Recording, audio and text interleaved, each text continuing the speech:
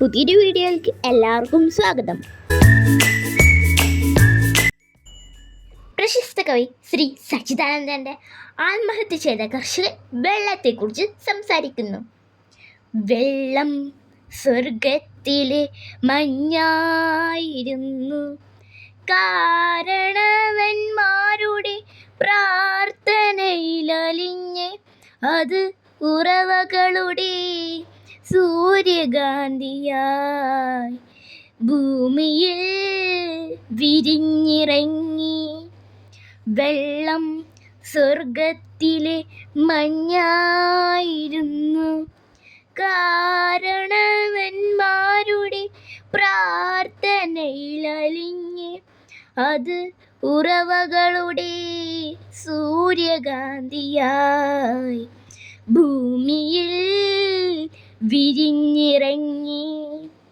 ആ അമൃത് പിന്നെ അരുവികളായി വെള്ളം ഞങ്ങളുടെ മാതൃഭാഷയായി.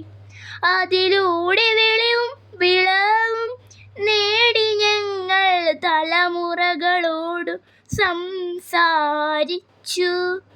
ഞങ്ങളുടെ നാടെന്നു പേര് പുഴകളുടെ നാടെന്നായിരുന്നു. പുഴകളായിരുന്നു ഞങ്ങൾക്ക് തേനും വയമ്പും. അവയായിരുന്നു മുലപ്പാൽ, പിള്ളത്തൊട്ടിൽ താരാട്ട്. കുട്ടിക്കാലത്ത് പുഴകളുടെ പേരുകൾ ഉരുവിട്ടു ഞങ്ങൾ പേടിയും ദീനവും മാറ്റി. മുതിർന്നപ്പോൾ പുഴകൾ ഞങ്ങളുടെ ഉച്ഛ്വാസത്തിന് വാത്സല്യത്തിൻ്റെ ഈർപ്പം പകർന്നു.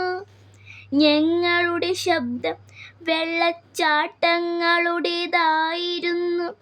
ഞങ്ങളുടെ ധമനികൾ അറിയപ്പെട്ടത് പേരാറെന്നും പെരിയാറെന്നുമായിരുന്നു. നാഡികൾ പമ്പയെന്നും ഖബനിയെന്നും. വെള്ളം സ്വർഗത്തിലെ മഞ്ഞായിരുന്നു, ഭൂമിയുടെ ഉദരം നിറയെ ജലമായിരുന്നു. 1000 വസന്തങ്ങൾക്കുള്ള വിത്തുകൾ അതിലൊഴുകി നടന്നു. വേരുകൾ നീരിനെ ഇക്കിളിക്കൂട്ടി അതിനെ കണിക്കൊന്നയും ഓണപ്പൂക്കളവും പാതിര നിലാവുമാക്കി.